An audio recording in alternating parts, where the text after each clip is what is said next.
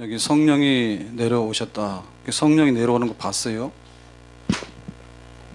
근데 성경에 보면은 성령이 내려오는 표현들이 간혹 있죠.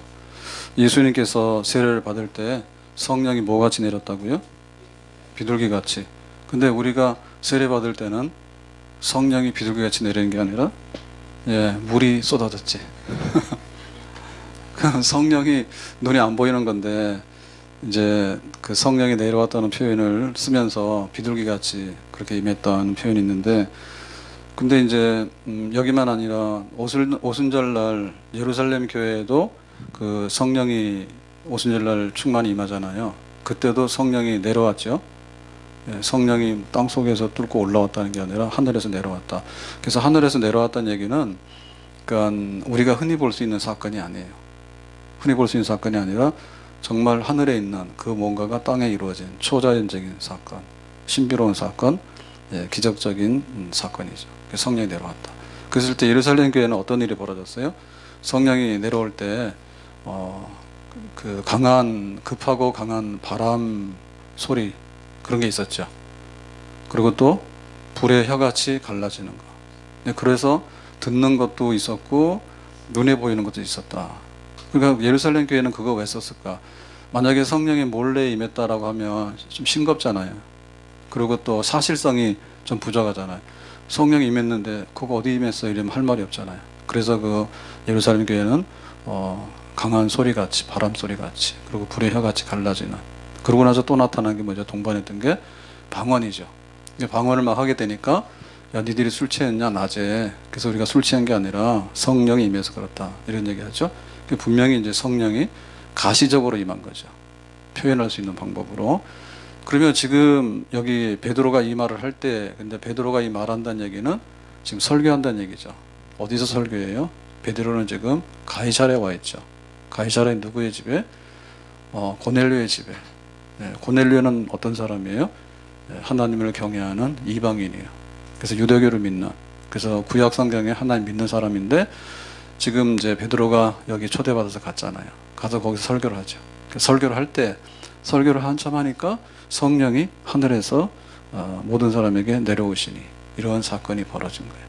그래서 예루살렘의 그 오순절날 성령이 임하는 사건하고 비슷한 사건이 임한다, 이제 이런 표현이 되는 거겠죠. 성령이 내려옵니다. 자, 근데 여기 보면 성령이 말씀 듣는 사람에게 내려오니, 말씀은 베드로의 설교죠. 그러면 베드로가 설교를 막 하고 있을 때 성령이 내려왔어. 그러니까는 성령이 내려올 때 설교가 중단돼 버리죠. 설교를 막 하고 있는데 설교 끝났어. 아무 일도 없었어. 그러면 이제 말씀 전하는 걸로 끝났죠. 근데 그 말씀을 전하는 사건을 딱 깨고 들어왔어. 깨고 들어왔어. 그 우리가 아이들이 있는데 이제 친구, 엄마 친구하고 집에서 이제 이렇게 차를 막 마시고 있는 거야. 근데 애가 갑자기 뛰어들어오더니 엄마 초콜릿 사줘, 막 이런 거 하지. 그런 분위기 다 깨죠. 그러면 그 둘이서 엄마 친구하고 얘기하고 있는 사건이 큰 사건이에요? 아니면 애가 갑자기 들이닥쳐가지고 초콜릿 사네, 아이스크림 사네, 이 사건이 큰 사건이에요? 일단 간에 아이스크림 사네, 초콜릿 사네 그러면은 그거를 해결해야지 되지. 손님 간담회 포자. 입은 막아야 되니까. 그래서 그거에 대해 강력한 사건이에요. 그래서 여기서 베드로가 설교했다는 게 강한 사건이에요? 아니면 성령이 내려왔다는 게 강한 사건이에요? 성령이 내려왔다는 게 강한 사건이죠. 그러니까 성령이 내려와서 그 말씀 듣는 거를 중단할 수밖에 없는 이런 사건이 벌어지게 된 겁니다. 그래서 성령은 말씀보다 우위에 있어요. 성령이 왜 우위에 있냐면 성부 하나님, 성자 하나님, 성령 하나님, 우리는 삼일체 하나님 믿어요.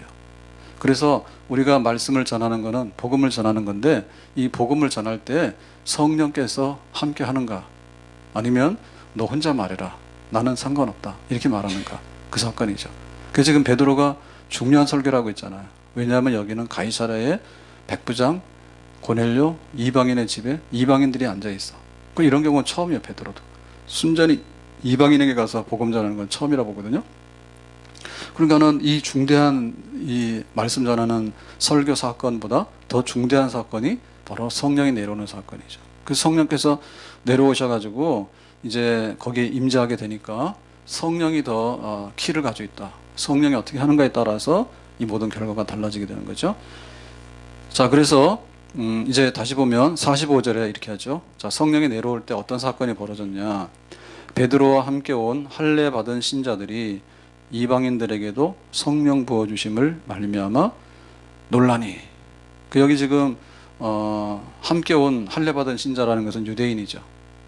지금 베드로가 어디서 왔습니까? 요바에서 말씀 전하고 있다가 초청받아서 왔잖아요. 그러니까 요바에서 말씀 전했을 때 유대인 중에 예수를 영접한 사람이 있어. 그러니까 이 사람들이 베드로와 동행해서 지금 가이사라까지 왔어.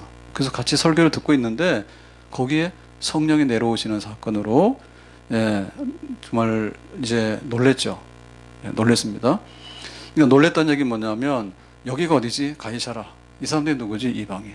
근데 유대인인 우리들에게 성령 받는 일은 원래 하나님 백성이니까 성령 받을 수 있겠지. 그렇게 생각했거든요.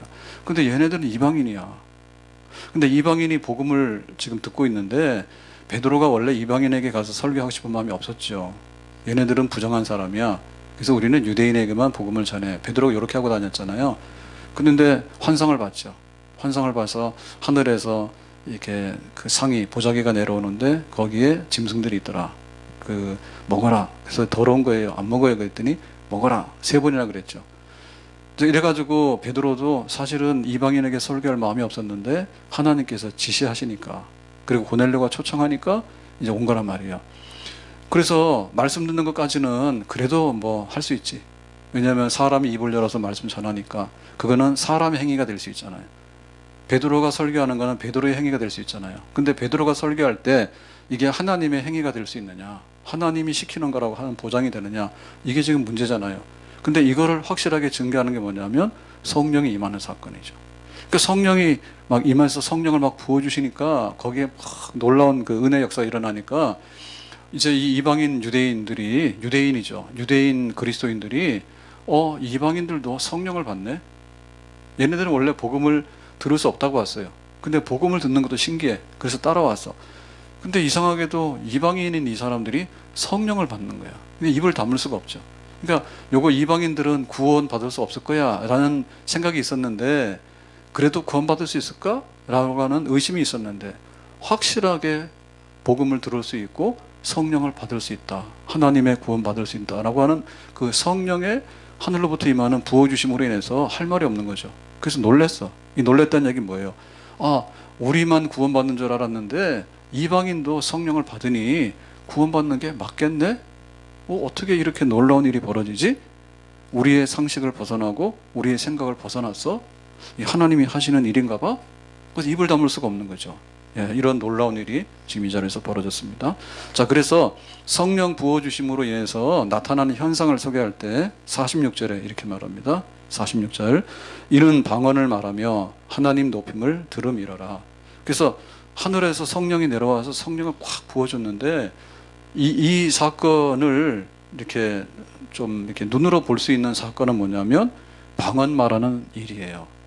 그래서 앞에서 얘기한 대로 처음에 예루살렘 교회에 오순절날 성령이 임할 때 사람들에게 성령은 눈에 보이지 않는 하나님 영이기 때문에 가시적인 현상이 나타났죠.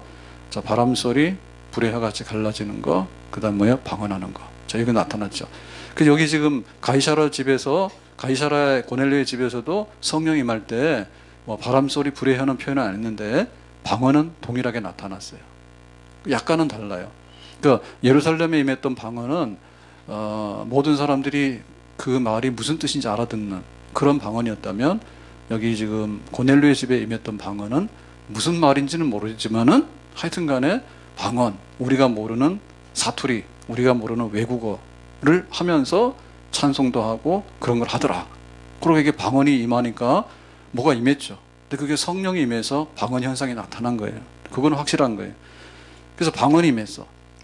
그러니까 이제 방언이 임했다라고 하는 것은 성령이 임했을 때 다른 현상 나타나는 게 아니라 뭐 성령이 임하면 여러 가지 나타난다 해요. 그 신비주의자들이 말하기를. 그래서 뭐 웃는 거, 거룩한 웃음, 그런 게 있어요.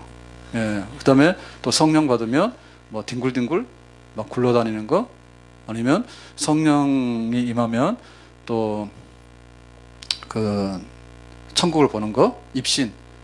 그래서 약간 정신이 이탈해서 뭐 저 천국 갔다 왔다는데 여러 가지 현상들이 있는데 다 믿을 건 못 됩니다.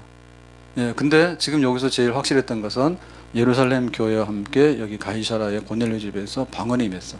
근데 이 방언은 그 굉장히 의미가 있는 그 현상이에요. 왜냐하면 우리가 바벨탑 그러는데 바벨탑 신할평지에서 똘똘 뭉쳐가지고 너희들은 생육 번성 다스리고 지배하라 했더니 안 하고 거기다 도시를 건설하죠. 그 도시 건설할 목적이 뭐예요? 홍수 심판 때 당했어. 그러니까는 홍수 심판 2배가 오더라도 물에 잠기지 않는 도시를 건설하겠다. 그게 신할평지에서 했던 사람들이야. 했던 일이야. 그래서 하나님이 그게 너무 괘씸했죠. 하나님 무시하고 하나님 상관없어 이래가지고 우리가 이기겠다는 거 아니에요. 그래서 하나님이 홍수로 심판하는 대신에 뭘 했습니까? 바벨 언어를 혼잡게 하죠. 그게 갑자기 말이 안 통하는 거야. 신할평지에서. 그래가지고 이제 이 바벨 도시가 무너지면서 사람들이 서로 말이 안 되니까 말 안 되니까 어떻게 돼? 말 되는 사람까지 흩어지지. 그래서 그게 바로 언어가 흩어진다는 말이 바벨이에요. 그 말이 흩어지게 되니까 지리끼리끼리 모여가지고 다 가버렸어. 그래서 흩어졌죠. 그래서 이 바벨은 언어가 흩어진다 이런 뜻인 동시에 뭐냐면 하나님의 저주의 상징이에요. 니들이 하나님을 무시하고 하나님 뜻대로 살지 않고 하나님 도전했어. 그러면 하나님께서 확 무너뜨려. 저주의 상징이에요. 자, 그래서 우리가 저주 아래 있다는 얘기는 뭐예요? 하나님의 구원을 받아야 되는데 구원 못 받고 있는 거잖아요. 그 허덕허덕 하고 있었죠. 그래서 우리가 지금 다 말이 잘 안 통하는 거예요. 일단 간에 일본 사람, 중국 사람, 미국 사람 만나면 말 잘 안 통하지. 그 다음에 제주도 사람도 완전 사투리 하면 말 잘 안 통하지. 그리고 각 나라, 그 지방에도 그 심한 사투리가 있는데 그것대로 하면 말 잘 안 통해요. 완전 사투리라 버리면 말 잘 안 통해. 그냥 우리가 좀 표준말 섞어가지고 이렇게 하니까 좀 통하죠. 그죠? 자, 그렇습니다. 그래서 지금도 보면은 말이 안 통하고 그 사투리가 굉장히 많잖아요. 워낙 표준화 시켜서 그렇지 지금. 그죠? 뭐 맹맹거려요. 좀 끄세요. 자, 그래서 이제 말이 잘 안 통하는데 그 말 안 통하는 것 중에서 뭐야? 부부도 말 잘 안 통하지. 부부도 좋을 때는 말이 잘 통했는데 좀 싸우고 나면 말 잘 안 통하죠. 그래서 말 안 하잖아. 얼마 동안 말 안 해? 3주. 아니, 우리는 안 그래요. 우리는 하룻밤을 안 넘겨요. 그런데 자랑하는 사람도 있어. 남편이랑 사이가 안 좋아서 3주 동안 말 안 했다고. 아니야, 나는 3개월 동안 말 안 했다고. 이 바보 멍청입니다. 지금 자기가 저주받았던 뜻입니다. 그래가지고 사람끼리 말이 안 되니까 개랑 통해. 어떻게 그렇게 수화를 잘 배웠는지 개랑 통해가지고 개랑은 말 잘 통해. 무슨 개가 말 통하겠어요. 혼자 하는 말이지. 딸내미 가자 그러고 걔가 딸인지 아들인지 걔가 알아들어요. 자기 혼자 그러는 거예요. 말 통하는 척에. 그러니까 이 저주받은 이 불쌍한 거를 걔한테 푸는 거지. 그래서 걔하고 말 통하는 거는 괜찮은데 일단 간에 사람하고 말 좀 통하세요. 아셨어요? 사람하고 말 안 통하니까 걔하고 살겠다는 얘기는 아니지. 네, 사람하고 말 통해야 되지. 그리고 또 개 아니라 또 화초를 좋아하시는 분들은 식물이랑 말 통하지. 그래서 산수유도 막 피고 꽃 난립니다. 핀다고. 올해 빨리 온대요. 그래서 빨리 새생명 끝나고 빨리 벚꽃 축제 가도 될 것 같아요. 이번에 새생명 좀 빨리 하잖아요. 부활절이 4월이라. 네, 그래가지고 다 끝나고 나서 벚꽃 가더라도 벚꽃 안 떨어지니까 걱정 노세요. 그럼 꽃하고도 말한다고. 야, 벚꽃 너 피었니? 그거 말한다고. 얼마나 좋아. 근데 집에 있는 사람하고 말 안 해. 식구들하고 말 안 해. 애들하고 말 안 해. 그러면 이게 불쌍한 거예요. 이게 구원받아야 된다는 하나의 증표예요. 말 안 된다는 얘기가. 하나님과도 말 안 되고 사람과도 말 안 되고 말 안 되는 거야. 그래서 그 예수님이 십자가 죽으시고 승천하시고 그 다음에 오순절날 성령을 보내주시고 그랬을 때 성령 보내주심으로 인해서 예수 믿으면 구원받는다는 거 아니에요. 그 예수 믿어서 구원받는다는 것 중에 제일로 확실한 신학적인 의미를 갖는 표현이 방언한다는 거예요. 근데 그 방언을 통해서 신할평지의 바벨탑에서는 말이 안 되는 쪽으로 방언을 했어. 못 알아들어. 서로 간에. 근데 오순절날 방언은 각 나라에서 왔어. 각 지방에서 왔어. 근데 성령께서 방언을 시키니까 다 통역이 필요 없이 다 알아듣는 방언이. 그 방언은 만국 언어가 다 통용되는 언어의 방언. 그게 예루살렘에서 일어났던 사건이에요.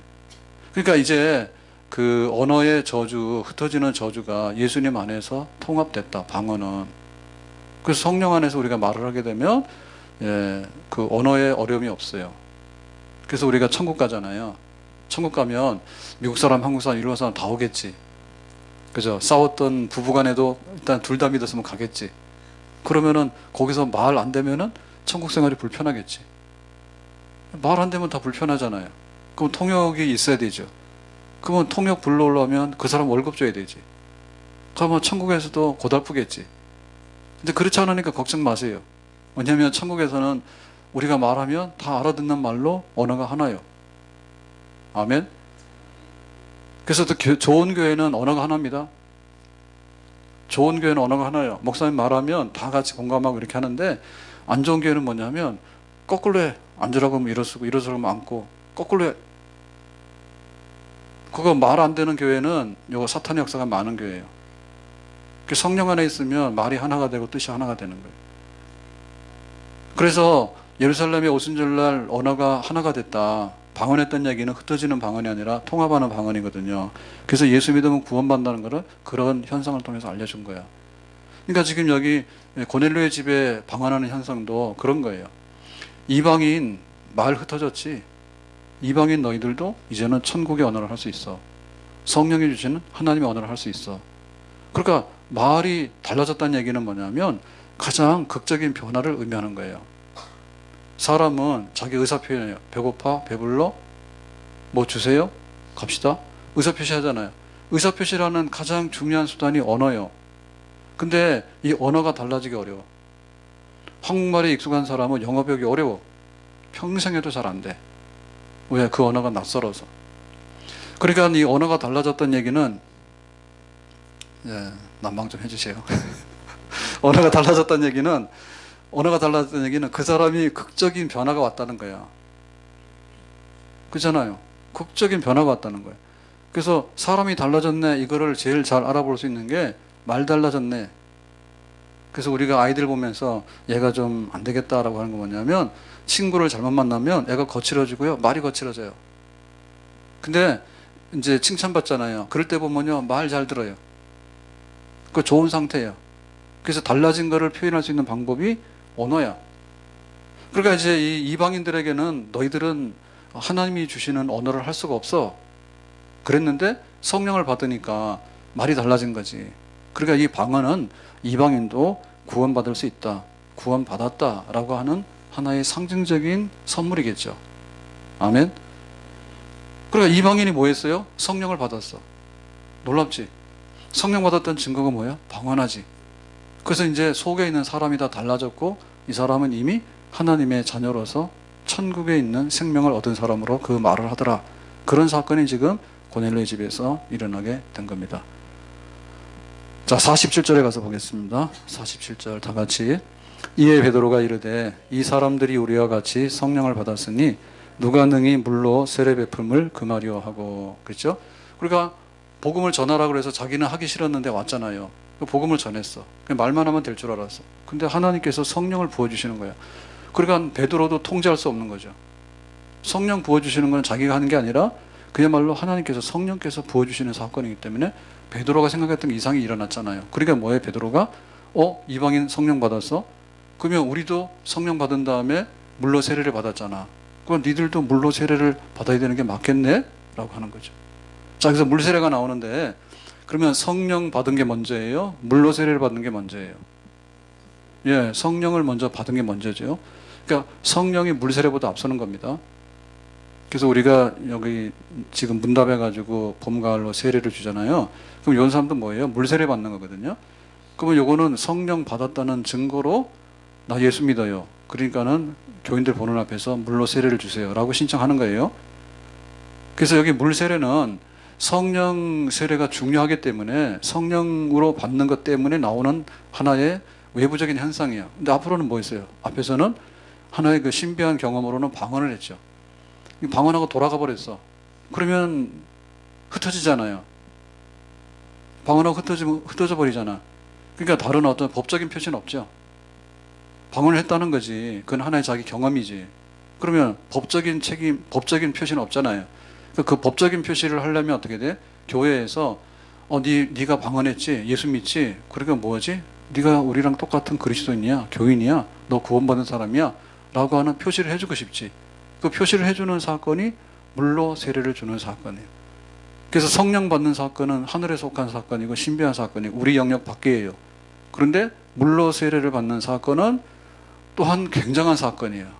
왜냐하면 성령 부어주시는 것은 하나님의 소관이라면 내가 성령 받고 예수 믿었어요 라고 해서 내 신앙을 표시하는 거예요. 표시하는 거예요. 왜? 교인들 앞에서. 이것도 굉장한 사건이에요. 똑같이 해야 돼요. 이거는 손바닥과 손등 관계예요. 성령 받았는데 물세례 안 받으면 좀 이상한 거예요. 성령을 받았는데 왜 물세례 안 받아? 내가 예수 믿어요 라고 하는 것을 표해야 되죠. 물세례 받는 거죠. 근데 물세례 받았다 해서 성령 세례 받았다는 보장은 없어요. 그럼 가짜도 할 수 있잖아요. 나 물세례 주세요. 가짜도 할 수 있잖아요. 아무튼 간에 물세례는 그리스도인이 됐다는 외적인 표시입니다. 그러니까 방언했다는 것은 하나님이 주신 표시라면 물로 세례를 주는 사건은 교회 안에서 우리 형제들이 주는 하나의 확인하는 그 형식적인 그러나 의식적인 아주 거룩한 표시예요. 그래서 교회에서 거룩한 예식이 있죠. 거룩한 성례. 그래서 성례식이라 하죠. 성례식이라 하면 뭐예요? 세례식과 성찬식이에요. 세례식과 성찬식이에요. 그래서 교회에서 가장 거룩한 잔치가 있다면 세례식, 성례식이에요. 몰랐어요? 그걸 모르다니. 교회 와가지고 먹자 마시자 막 해가지고 커피 마시고 밥 먹고 국수 모자라니까 뭐라. 교회의 거룩한 예식이 뭐라고요? 세례와 성례입니다. 세례는 평생에 한 번 하는 거고 성례는 수시로 할 수 있는 거예요. 자, 그래서 물세례 받아라. 그러니까 물세례 받아야지 마감이 되는 거예요. 마무리가. 지금 성경에서 하고자 하는 얘기는 뭐예요? 하나님이 구원하시는데 예루살렘에도 구원해서 예루살렘 교회를 세웠다. 하나님이 구원하시는데 이방인도 구원한다. 그래서 이방인 가이사라의 백부장 고넬료 집에 갔더니 고넬료의 식구들과 친구들이 다 와 있더라. 그래서 거기서 말씀을 전했더니 성령을 받더라. 그 성령을 받으니까 뭐예요? 물세례를 주자. 이래야지 이제 그 마무리가 되는 거죠. 그래서 물세례입니다. 아멘. 그러니까 물세례를 받아서 교회가 믿는 사람과 안 믿는 사람을 구분하는 거예요. 너 성령 받았니? 그걸 누가 검증해요? 검증할 사람 없어. 방언하니? 여기에 사도행전에서는 초창기에는 그런 방언이 임했는데 지금 우리에게는 이런 방언 임하지 않아요. 그리고 우리가 방언하더라도 이 방언하고 그 방언하고는 다른 거예요. 그래서 방언 가지고도 우리가 교인이다 아니다 구분 못해. 할 수 있는 건 뭐냐면 나는 정상적으로 예수를 믿는다고 내가 신실하게 확실하게 고백해요. 증인들 앞에서. 그래서 물세례를 받는 거예요. 아멘. 그래서 물세례 받는 거 굉장히 중요한 거고요. 안 받아도 돼 이러면 안 되고요. 물세례 받았으면요. 물값 해야 됩니다. 물값 해야 돼. 세례 받을 때 물로 세례 줬잖아. 그러면 그거 뭐 그 500ml도 안 되는데요. 물값이 얼마예요? 500원이에요. 그 물이 뭐야? 예수님 피야. 그럼 예수님 피 한 방울로 우리가 죄를 씻었잖아요. 예수님 피 다시 안 흘리지. 그러니까 물로 주는 거예요. 대신해서 예수님 피로 씻었다. 그래서 물로 씻는다는 뜻이에요. 그러니까 물값 해야 되는 거예요. 다시 말하면 예수님의 피값 해야 되는 거야. 그러니까 물로 세례받은 교인은 굉장히 값어치가 있는 사람이에요. 싸구려 하면 안 돼요. 자기가 가서 하는 행동을 싸구려로 하면 그 시궁창에 들어간 사람이라니까. 그래서 굉장히 귀하게 여겨야 돼요. 누구가? 자기 자신을 굉장히 귀하게 여겨서 물세례, 교인으로서의 자기 품위 유지를 해야 되는 거고, 그리고 교회에서도 교인이라 하면 물로 세례받은 사람 교인이요. 물로 세례받는 방법 두 가지인데 우리 교회에서 받아도 되고 다른 교회에서 받아도 임명을 해오면 물세례 다시 안 하고 인정을 해줘요.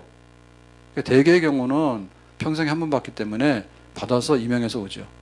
그러나 효과는 똑같아. 우리 교회에서 받았던 다른 데서 받아서 임명해서 왔든 간에 교인으로서의 책임과 의무를 다해야 되는 거예요. 아멘. 네. 자, 그래서 이제 이 고넬료의 집에 복음을 전해서 성령 받아서 정상적인 그리스도인, 정상적인 교회가 탄생한다.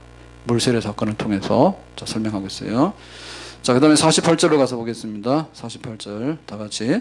명하여 예수 그리스도의 이름으로 세례를 베풀라 하니라. 그들이 베드로에게 며칠 더 몸무게를 청하니라. 그래서 자, 세례를 주자라고 했는데 베드로가 의견 낸 거잖아요. 우리도 세례 받았는데 여기도 이상이 없어. 이방인이지만. 이방인에게 세례를 주는 사건은 굉장히 처음 하는 사건인데 어마어마하게 의미가 있는 사건이야. 그래서 여기 누가 세례를 줬냐면 그 요바에서 지금 같이 온 유대인 그리스도인들 있죠. 그게 이 사람들의 증인들이잖아. 자, 우리가 세례 주자 해서 그 사람들 세례 주는 거죠. 베드로가 말해서.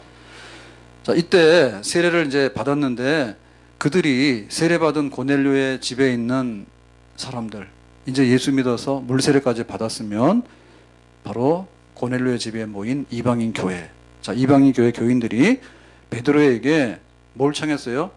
며칠 더 머물기를 청하니라.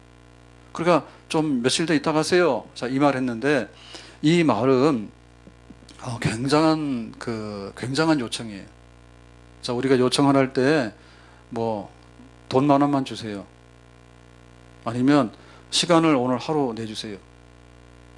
또 간도 크지 해가지고 뭐 1억짜리 뭐 다이아를 해가지고 와라 뭐 이런 것도 있고, 요청이 뭐죠? 네 목숨을 내놔라 이런 것도 있고. 근데 요청은 점점 이제 단계가 높아질 수 있는데 지금 여기 물로 세례를 받은 교인들이 요청하라는 거야. 물로 세례를 받았어. 그래서 이제 베드로에게 요청하라는 거야. 뭘 요청했어요? 자동차 내놔라. 먹을 거 내놔라. 아니면 취직을 시켜달라. 아니면 병 고쳐달라. 온갖 그 요구를 나올 텐데 뭘 요구했어요?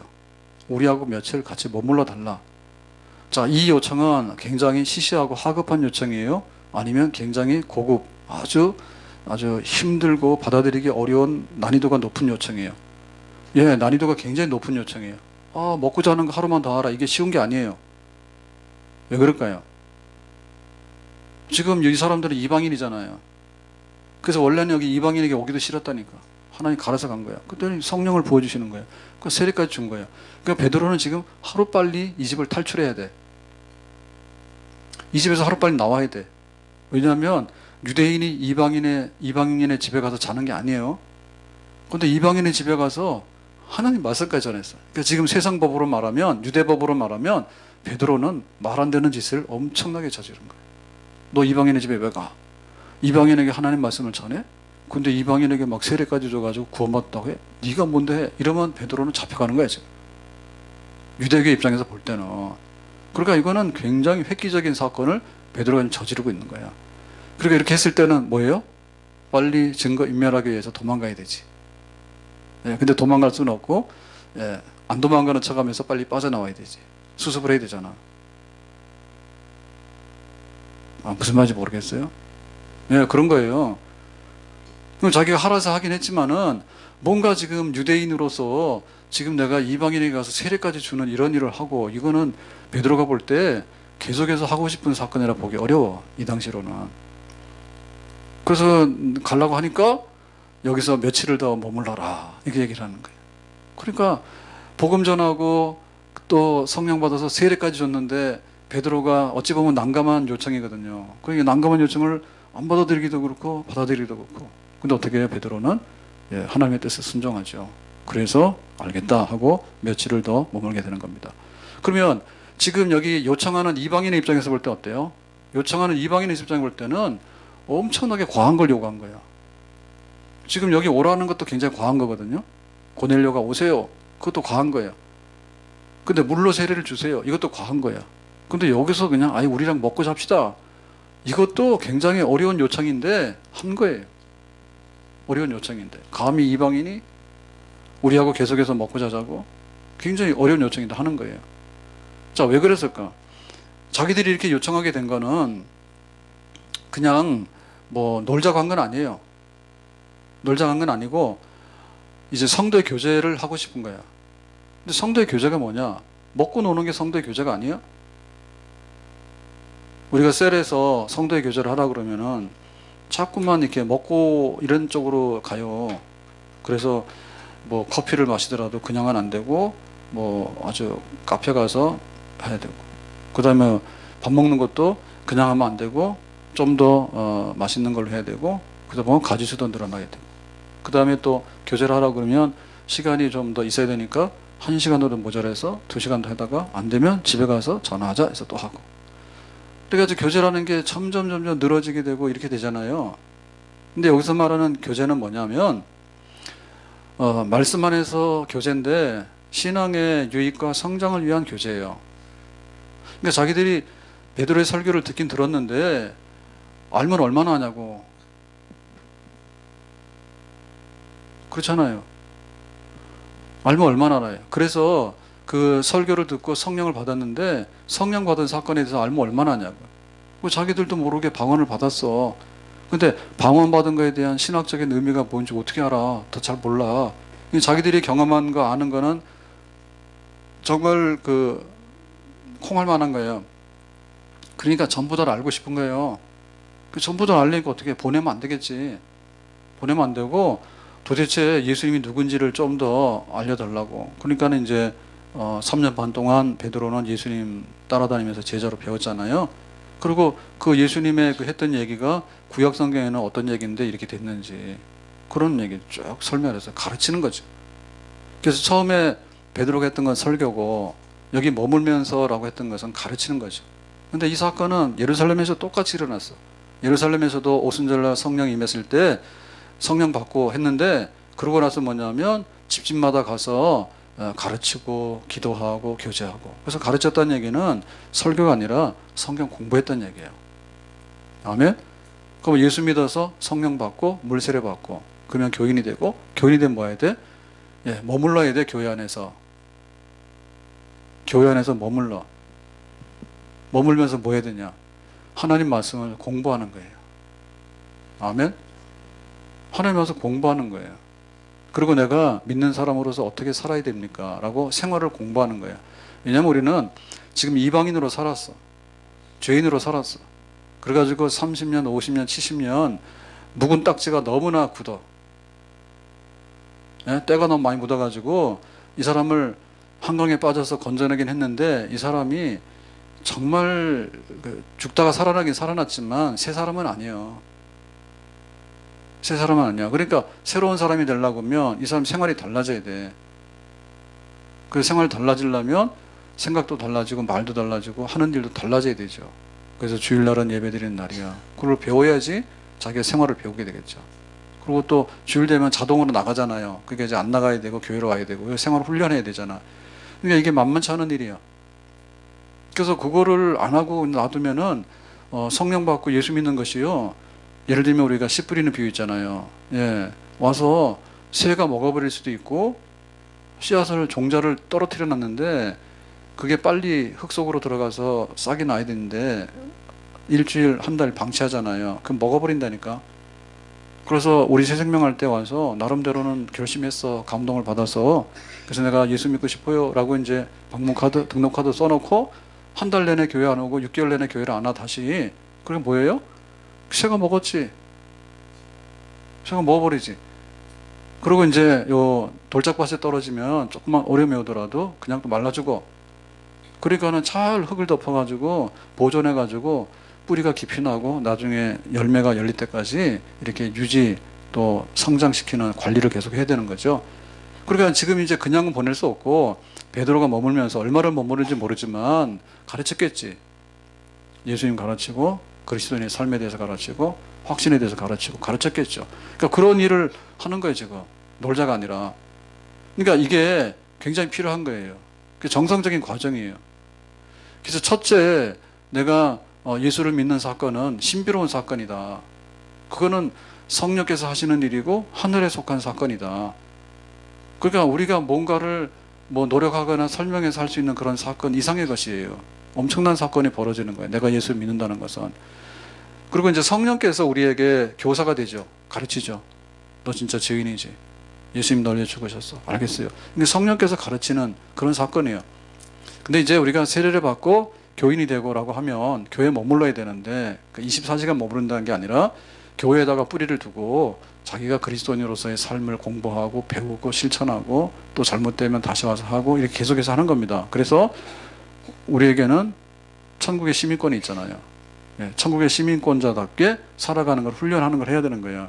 그러니까 이런 일은 하나님께 배우고 성령께서 하시는 직접적인 일보다는 사람에게 배우는 거예요.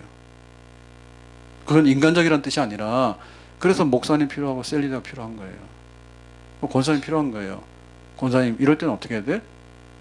그럼 이렇게 해. 그걸 배우는 거예요. 그래서 요거는 정말 우리 사람들끼리 모인 교회 안에서 교사를 통하고 리더 통하고 뭐 이런 식으로 해가지고 우리가 삶을 배우면서 교제해서 훈련되어 가도록, 그걸 날마다 성령께서 시키는 게 아닙니다. 주일날 어떻게 될까요? 주일날 아침에 딱 깨가지고 물었어. 성령께서 뭐라고 말씀하셔? 거기서 예배 드려야지. 그랬단 말이에요. 그 다음 주에 또 물었어. 성령께 대답 안 해. 안 할 수도 있지. 했는데 자기가 못 들을 수도 있지. 그러니까 그건 성령에 속한 영역이 아니라니까. 성령께서 은혜 주셔야 되는 건 맞아.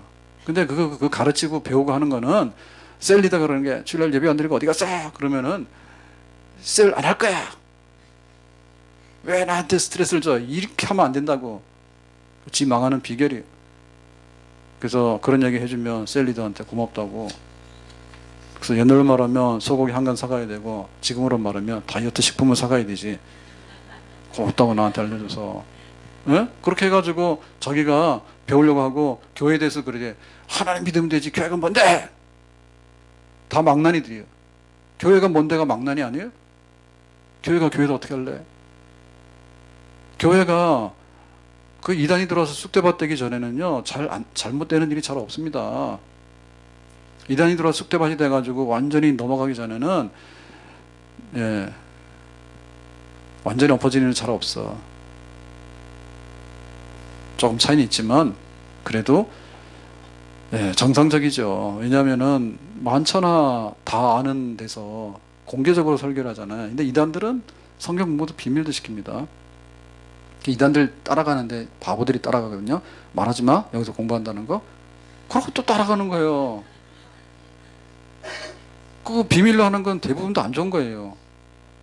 비밀로 하는 거는 꼭 교회 와서 예평자라고 하면 안 와요. 시시하다고. 그 비밀로 하는데 가면 못할 소리를 막 하거든요. 비밀이니까. 그러니까 알려주면 안 되는 거야. 들통나니까. 그래서 완전히 망가뜨려 놓고는 이제 나중에는 공개하라고 해요. 그때는 고칠 수가 없어. 병을. 그래서 공개된 교회에서 설교하고, 그 다음에 교회에서 공개됐다는 얘기 뭐냐면 주일 예배, 수요 예배가 공개되는 얘기는 강력하다 그 말이에요. 주일 예배, 수요 예배, 새벽 기도 다 나오는데 어떻게 은혜를 못 받냐고. 말되냐 그게. 하라고 하는 기본은 하나도 안 하고 이상한 데 가서 막 밤에 새벽에 막 어디 끌려가가지고 비밀 아지트 들어가서 뭘 막 하고, 그렇게 해가지고 뭐가 되겠다는지 모르겠어. 그래서 사람들의 그 손이 필요한 거예요. 생활을 훈련하는데 성령께서 그거를 다 하면 얻어맞아 죽는다니까. 예? 헌금 해야 되는데 안 하잖아요. 성령께서 콱 치면 어떻게 돼? 죽지. 아나니아 삽비라처럼. 그렇게 해서 죽을래요? 아니면은 셀 리더가 그러는 거예요. 아니 헌금도 해야지 교인으로서. 예 하고 들을래요. 예, 아나니아 삽비처럼 성령한테 맞아 죽을래요? 어? 그래서 주일 성수도 그렇잖아요. 주일 성수도 리더들이 그러고 권사님, 집사님들이 근데 교인은 믿는 사람은 주일 예배 드려야지. 그럼 예라고 해야 되지. 뭐 내가 뭐 인터넷으로 보면 되고 뭐 들으면 되고 쫙쫙 해가지고는 그러다 나중에 성령한테 얻어맞으면 눈 빠집니다.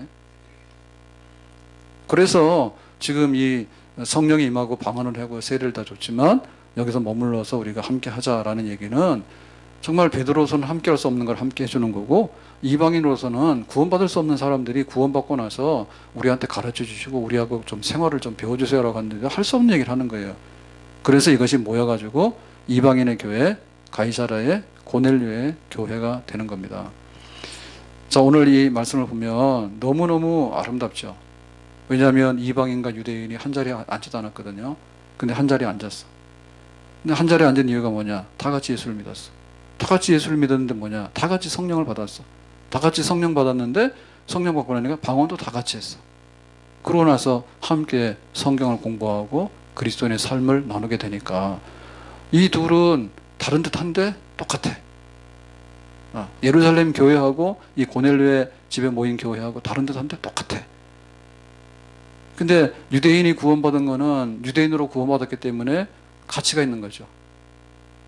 예? 그 예루살렘 성전에 유대교에 썩은 것으로는 구원을 못 받아. 그러니까 예수 믿어서 구원받아. 그러니까는 유대인 중에서 예수 믿는 사람들은 정말 가치가 있는 사람들이에요. 굉장히 귀한 사람들이에요. 근데 이방인 중에 구원을 받게 되니까 이 또한 가치가 있죠. 그래서 분명히 종자는 유대인이고 여기는 이방인이에요. 그런데 예수 믿어서 구원받은 사건으로는 유대인 그리스도인, 이방인 그리스도인 다 같이 모여서 함께 하니까 이상이 없어. 바로 하나님의 나라가 이런 나라다. 교회가 이런 거다.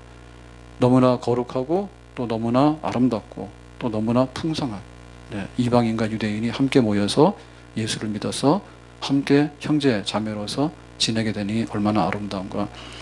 오늘 이 말씀 보면서 우리가 우리에게 교회가 세워지는 이 모든 것들이 얼마나 귀한가, 그리고 또 다른 사람들이 교인이 되고 교회가 되는 것이 얼마나 귀한가. 그게 교회 개척하는 거죠.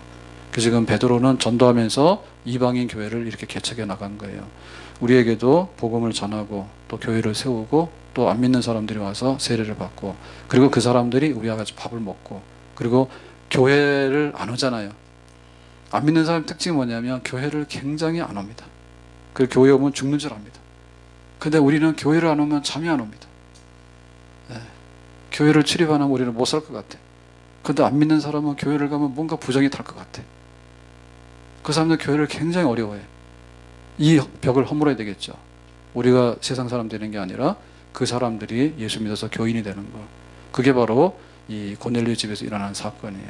우리 교회 안에도 이방인, 또 다른 이방인들이 와서 예수 믿고 또 우리가 교제하고 함께 하나님 백성으로 살아가는 법을 훈련하고 연습하는 그런 거룩하고 아름다운 일, 하나님께서 부탁하는 일들이 우리를 통해서 잘 이루어지기를 예수님의 이름으로 축복합니다. 기도하겠습니다. 하나님, 오늘 주신 말씀과 같이 이방인 교회, 고넬료 집에 모인 교회가 어떻게 세워졌는가를 말씀하셨는데, 오늘 우리에게도 복음 전하고 교회가 서가는 성령의 역사, 말씀의 역사, 성도의 교제 역사, 양육의 역사, 이런 것들이 풍성하게 이루어지기를 원합니다. 예수님의 이름으로 기도합니다. 아멘.